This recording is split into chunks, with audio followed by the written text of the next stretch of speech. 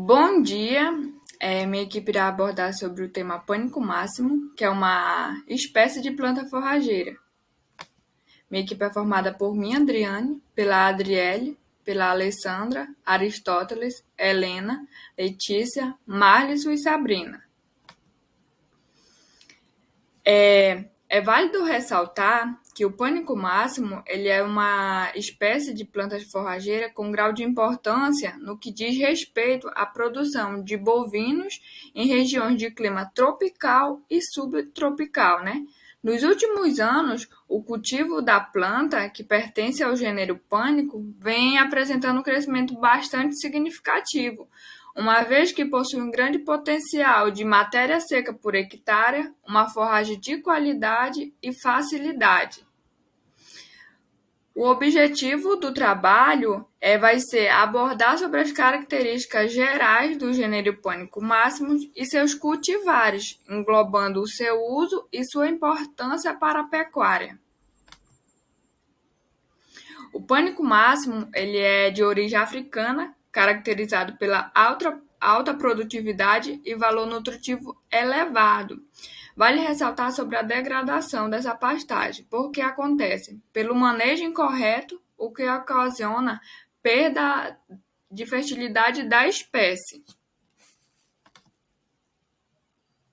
A primeira cultivar trazida para o Brasil foi o colonião. Ainda na época da escravatura, ele foi trazido pelos navios negreiros e esse capim ele funcionava como cama para o escravo. Aí foi percebido que ele se adaptou ao clima, né? Aí depois disso, vários outros cultivares foram trazidos, né? E foi aperfeiçoando o seu melhoramento genético e a soma, né? Somando ao trabalho naquela época. A reprodução do pânico máximo. Ele se reproduz por um método assexuado, que denominamos apomixia, né? E também por métodos sexuais da natureza, né? O que influencia com cruzamentos de acessos apomíticos, né? Que tem o fim de obter o que chamamos de híbrido, né? Que vem ser o melhoramento genético da espécie. Dessa forma, o pânico ele engloba vários outros tipos de cultivares, o que será abordado, né, por cada integrante da equipe mais à frente. Obrigado pela atenção. Agora quem irá estar dando continuidade ao trabalho será a Alessandra. Olá, bom dia a todos. Meu nome é Alessandra Morim. Estarei dando continuidade ao seminário falando sobre o capim colonião. Pânico máximo colonião é uma planta de ciclo vegetativo perene e de hábito de crescimento ereto cespitoso.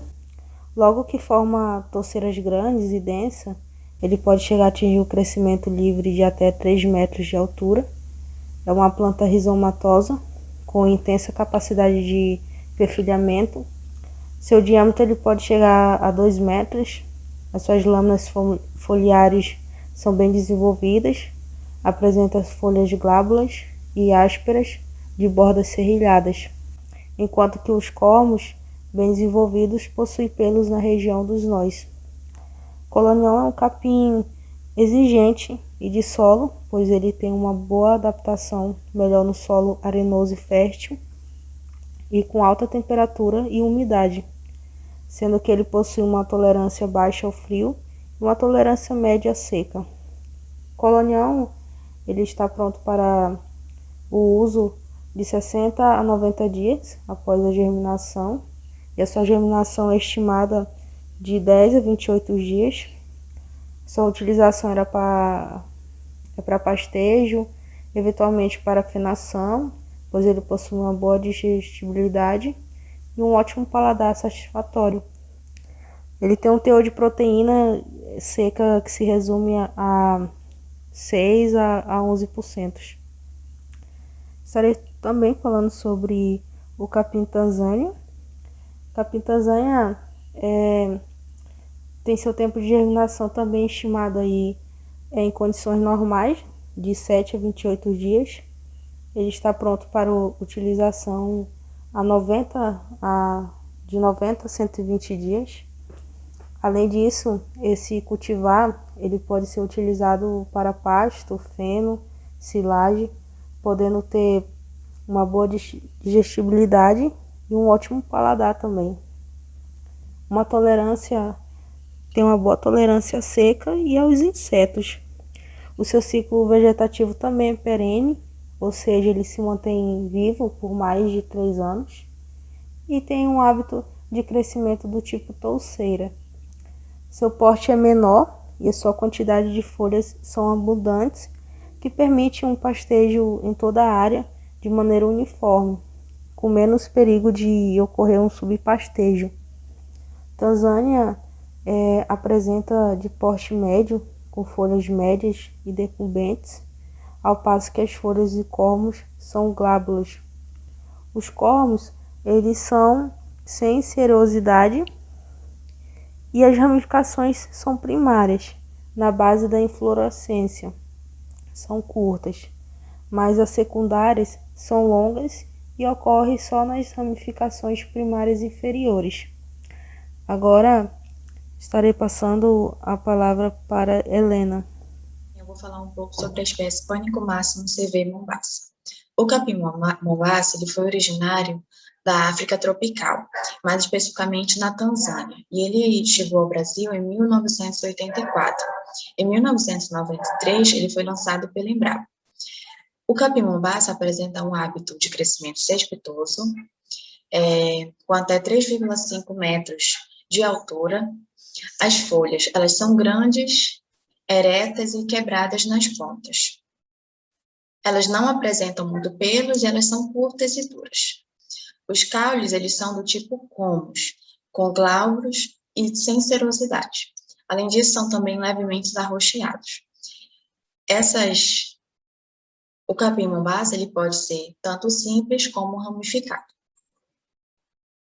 Bem, ele apresenta uma raiz do tipo radicular fasciculada, os nós eles são bem desenvolvidos com coloração meio rosada e são cobertos por uma densa camada de velocidade.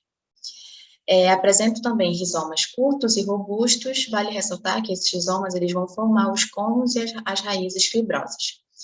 Dentre as características, eles também têm um tempo de germinação entre 7 a 28 dias, a depender das variações climáticas. Eles vão apresentar também uma alta produtividade de massa folicular, que vai ser por volta de cerca de 82%, que vai ser produzido durante o ano. É recomendado um solo com fertilidade de nível médio a alto e que não apresenta problemas de acidez, justamente por também uma massa não ser muito adaptável. O capim mombasa, ele vai ter uma baixa tolerância à seca, e ele vai ter como sistema mais recomendado o rotacionário. Esse pastejo ele vai ser muito utilizado para nutrição de bovinos na fase terminal e para bovinos de leite, devido a essa alta produtividade de proteína bruta que vai ter. Muitos pecuaristas eles vão optar por fazer silagem de milho com mombasa, já que a mombasa, a silagem de pasto, ela é muito mais superior que a de milho puro. E mesmo durante o período de seca, o capim consegue ter de 12% a 15% de rendimento anual. Aqui nessa imagem nós podemos observar o cultivo mombasa após 2 meses de cortada. E mesmo durante a seca, ainda vai apresentar um bom rendimento. Bem, agora eu vou falar um pouco sobre o capim maçai. É basicamente a junção do pânico máximo e o pânico infesto. Ele também vai apresentar um hábito cespitoso, mas será de porte baixo, vai medir por volta de 60 centímetros. As folhas elas são estreitas e eretas. Vão ter média pilosidade, sendo esses pelos também curtos e duros. Os colmos, eles não vão apresentar uma serosidade também, e a raiz também vai ser do tipo radicular fasciculada. Bem, eles apresentam uma melhor adaptação. Eles vão ser muito adaptáveis a solos de baixa fertilidade, a solos ácidos, portanto, eles são considerados bem produtivos, porém, menos do que o mombasa. Entre as espécies pânico, o maçai é a de estatura menor, mas, apesar disso, né, eles vão apresentar uma boa precocidade. e eles são muito recomendados para pastejo e fenação. Por fim, eles vão possuir uma excelente produção de forragem, com uma grande velocidade de restabelecimento e de rebrota.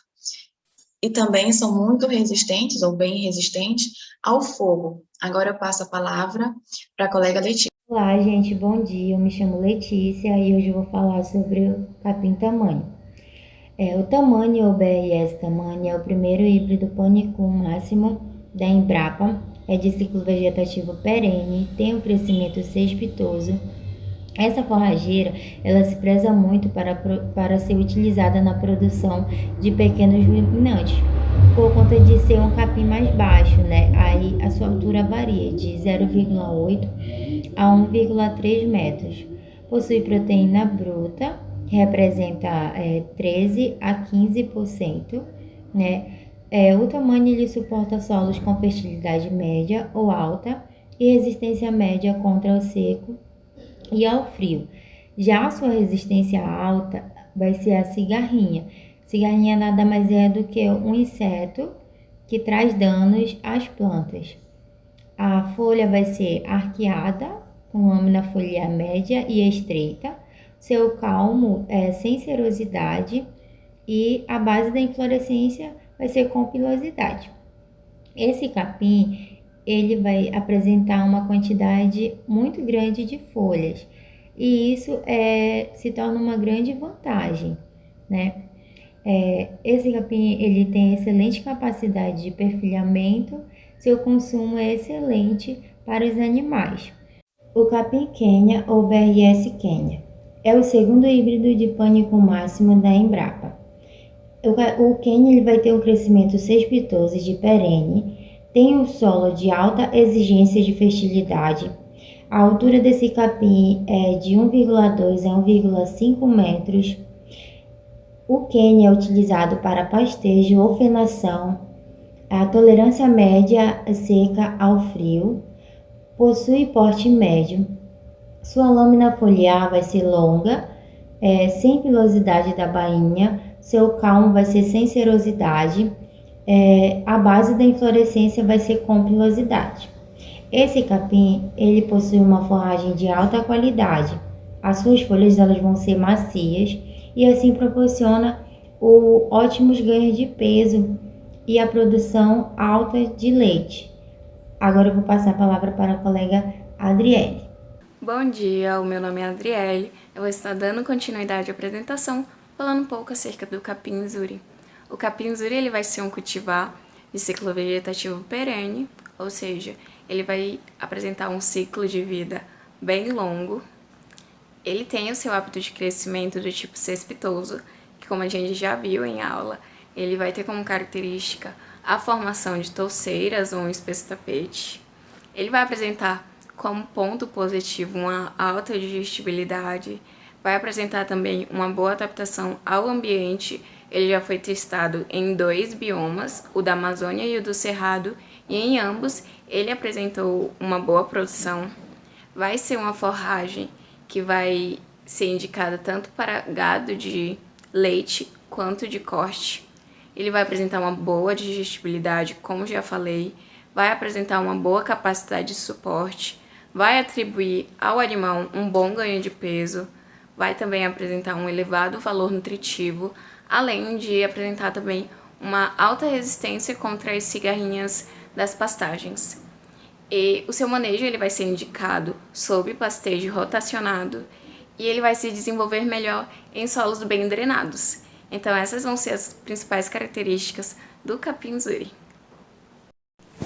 Bem, como vimos aí ao longo da apresentação, a espécie Panicum maximus ela vai apresentar uma grande importância na cadeia produtiva de bovinos devido às suas inúmeras características positivas, como a sua elevada produção de forragem, a sua boa resistência ao frio e ao calor, a sua eficiente cobertura de solo, sua boa digestibilidade, a sua boa adaptação ao ambiente, dentre outras características que essa espécie vai apresentar.